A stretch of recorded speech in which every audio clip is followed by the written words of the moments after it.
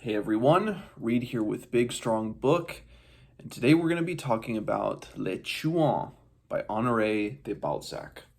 So this is one of the many works in Honoré de Balzac's Les Comédies Humaines, or Humaines, the Human Comedy. Again, this video is going to be riddled with my terrible attempts at speaking the French language, but we're gonna get on with it. This Le Chouan, which the word Chouan first was kind of a pseudonym for anti-revolutionary activists, but specifically for two, I think, brothers. But then it grew into what the term represents in this book, which is again anti-revolutionary activists, kind of pro. I think you could call them bourbonites.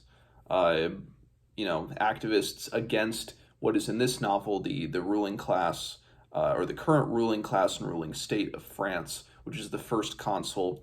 And of course, many a reference is made to Napoleon.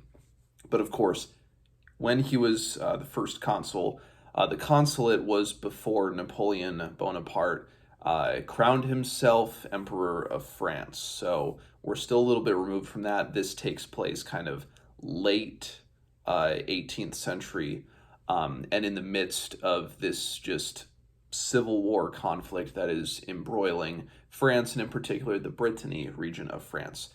But as in a larger sense, Le Chouan is Balzac's, I think his first, I could be wrong, but I think this is his first work in the human comedy. But before he even thought of the human comedy, I think this is just, it's kind of a transitionary work. Balzac, earlier in his career, was known for writing these big pot boiler or detective novels, mystery novels. Maybe not detective, but mystery novels. And I think he wrote them under pen names. They weren't that good. He kind of got them out fast. I think they sold considerably well, but if he, I think he didn't put his name on it because he wasn't proud of it. But this is where the change starts. Yet this is very much so still in that vein. It is a historical romance, directly in the vein of Sir Walter Scott. I did not infer that. That was something I read about this work and about a lot of these works that more bent towards historical fiction, historical romance, as they were referred to as at the time. And there is actually a romance element within this book, that is a big driving force in the plot. My initial thoughts, of course, which I read this book on an e-reader. Le Chouan, as it's not a major work of Balzac's, it's not really that available, at least in English translations and paperback. It seems in North America, not that widely read, not that widely available. If there are any of you who are based out of France and who have read this in the original French, maybe you can speak more to whether this novel is more widely read in France amongst people who are familiar with Balzac's works. If this novel in France and within the language of French, if it is more, I guess, more prolific, I guess, in terms of copies available than it is for those of us who primarily read in English. I'm a little bit curious about that. But this, it's not widely known for a reason. This is not one of his stronger works. It's known as that. Now, having read it, I'm kind of in agreement. There are a lot of strengths. If you've read any of Balzac's works, his strengths are in observation. His strengths are in characters, not only in characters, but in building a panoramic of society. And that's what he meant to do with the human comedy, was paint this panoramic. And all those skills are on display here. they're on display, but maybe not working at 100% capacity. Particularly, his works with character little bit subpar for him. But again, as I was reading this, I was thinking, Balzac at like 70% capacity, 70% optimization is still better than 90% of writers out there. Balzac is, I think, the lodestone for Western literature and Western novel writing. You have him, you have his historical romance precursors, Walter Scott, James Fenimore Cooper, Washington Irving can probably be looped in that category. I mean, you have a lot of the epistolary, however you say that, novels that are in the form of letters. Uh, Samuel Richardson, um, I guess Daniel Defoe, Robinson Crusoe. Um, I'm probably missing a few off the top of my head. Uh, but that was the trend. And, you think of, at least for those of us in the English speaking world, those of us, the UK, Canada, US, Charles Dickens emerges on the scene and is this force to be reckoned with. But Charles Dickens was directly inspired by Balzac. And if it wasn't for writers like Balzac, we would not have, I think, just novels in general the way they are today. And you get that impression here. Like it feels a product of its time, but it also feels insanely modern at the same time. And that's what is so great about it. But, there is hindrances. And I think, this might well be a 5-star novel if you kind of take the whole history of prose writing in consideration.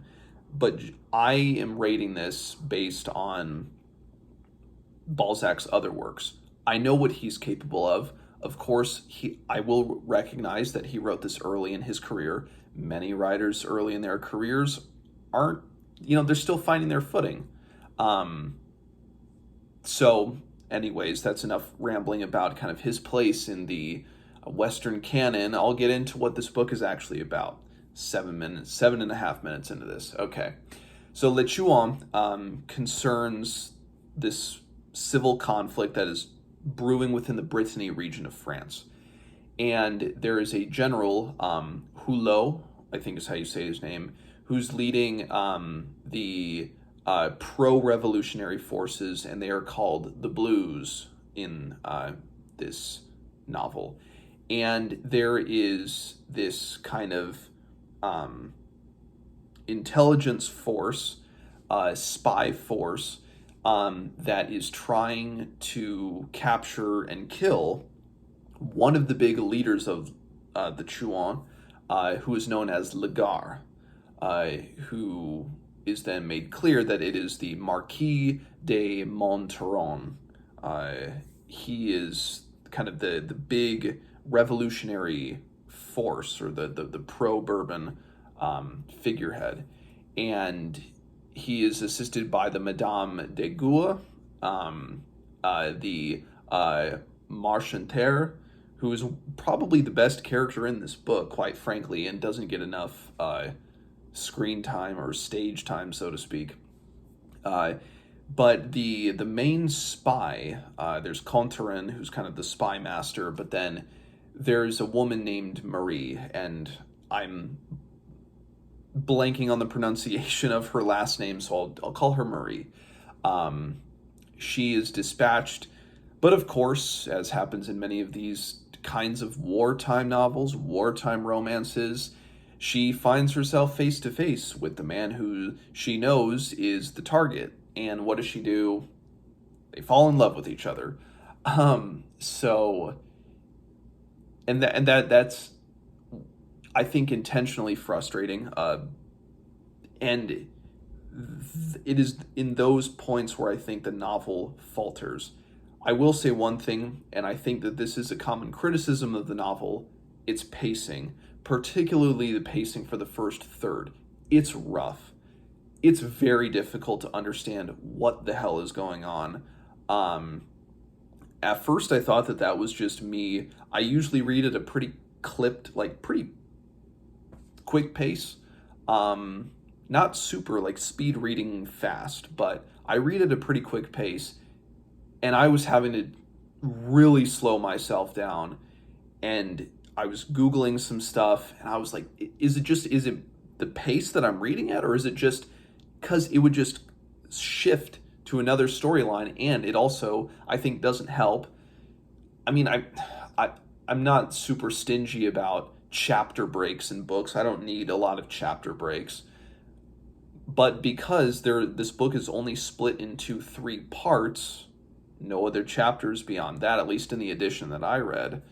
Um, it he in the in Balzac's panoramic fashion, he kind of just shifts and kind of runs in these big kind of spherical looks in the plot, has this huge scene, and he's kind of going character to character, but these characters are setting up their deceptive plots, and so you're trying to figure out kind of who is who, and he's throwing a lot of names at you at once, and a lot's going on at the beginning. However, fortunately, this novel it finds its footing about 30 to 40% of the way through. That's when I felt it. And the book gets into you enter part 3, the final part of the book, halfway through. The last half of the novel is just the final act, pretty much. And that is when the novel really hits its stride in terms of plot and pacing. It's just the maddening thing is the character of Marie. I'm sure she was made to be intentionally maddening. But I think that there are some just limitations. The character is very annoying. Marie is a character who, of course, as she finds herself in love with the Marquis, the man who she is tasked to help the Blues capture. She wants to marry him. She's kind of going back and forth between I want to capture him, I don't want to capture him, I want to capture him, I love him, but I have to do my duty to France. And it's just on and on and on and on, like over and over and over again. It's just constant back and forth and back and forth and back and forth. And I get it. That's the internal conflict. That's what we want in three-dimensional characters, right? We want the back and forth and back and forth. It's just, and it gets to the point where it almost feels like self-parody that the side characters like Meryl and Hulot and Contrin, if I could be completely off on that guy's name too, kind of the spy master. They're so frustrated, and I understand because they're by the book military men in a respect. And I mean, it is interesting that in kind of this course of war, they in a time perhaps when you weren't seeing a whole lot of women on the front lines. Certainly women couldn't serve in the armed services of France. I am 99.99% sure of that in France at the time. But then I get that the gray area is the impetus of this novel of having a woman, especially kind of more of a vulnerable young woman, be the spy. She's the one to go in and try to do this job. It's just, I get the conflict, but the conflict is between whether she falls in love with this guy. And so this is very minor spoilers, but I'll say it anyway, so you've been warned. Minor, like, spoilers for something that happens about a third of the way through. She is trying to get both sides to this conference at this estate, and it's an ambush essentially for the Blues, and so many of their number are killed. And Marie kind of sees in front of her that the Marquis he's a scummy character. He kind of manipulated her using kind of the charm that he was exuding. He manipulated her into bringing essentially these forces together so then he could ambush and try to kill them all. She sees this. She sees how deceptive he can be, and yet she's still head over heels for him.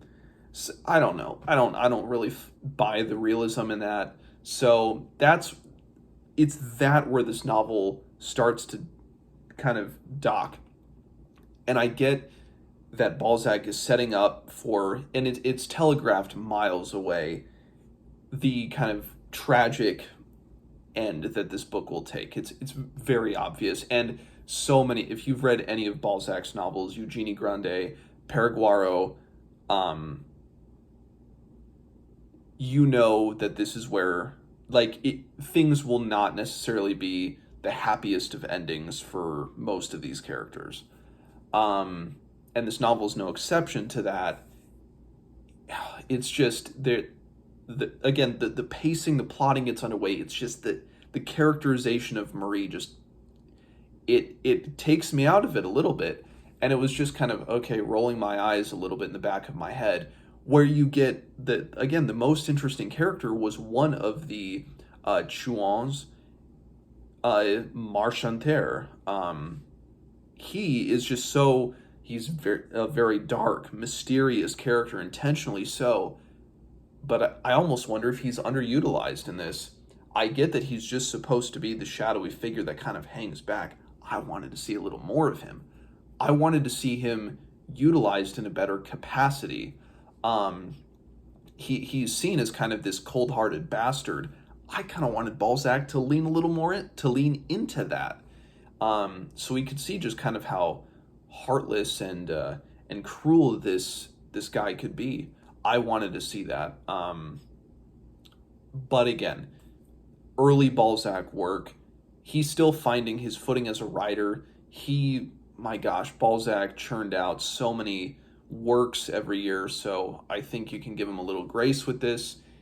I would not recommend starting with this.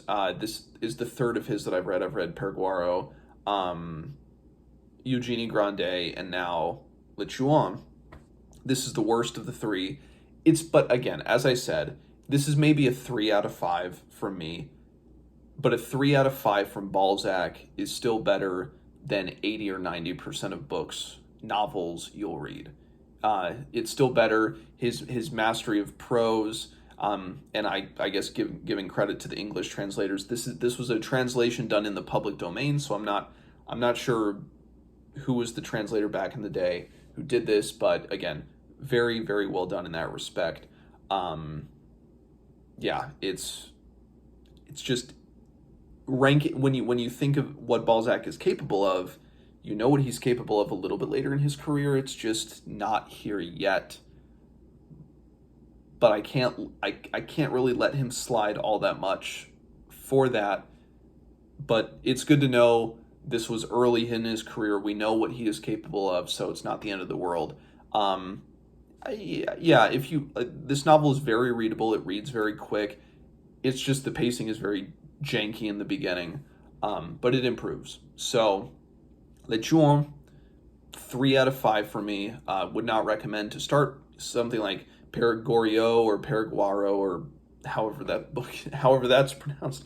I'm so bad at pronouncing these French titles, but I would recommend starting with that Eugenie Grandet. One of those that's a better introduction into kind of the human comedy, into Balzac's world and his style. I will say this too, kind of to conclude here. Um, Balzac, while he's certainly a precursor to writers like Dickens, I love Dickens, but Balzac might be a hair better. Uh, Dickens, I think, was in many times in his career a victim of his own success and a victim of the kind of market for serialized writing. He would just Dickens. I mean, almost all of his novels are, when all in a collected edition are 800 to 1,000 pages long, and man, do those stories, they're great. Again, richness in character and environment, but you wonder kind of if they might be a little more effective, chopped down a little more concise. And Balzac is here with that. He has a better economy of style. Of course, serialization wasn't as much of a thing in this stage of his career and he gets into serialization towards the end of his life and the end of his career. So maybe those comparisons aren't valid, but I think Balzac might be a little bit better. Just my own personal point of view. I know Balzac nowadays, especially in the English-speaking world, is not nearly as read as Dickens, and it's hard to get away from Dickens. But yeah, that's just my 2 cents, and that's what all these reviews are, just my 2 cents anyway. So, Le Chouans, The Human Comedy, Mr. Honoré de Balzac. If you have read anything by him, let me know what you think. And as always, I will see you guys next time.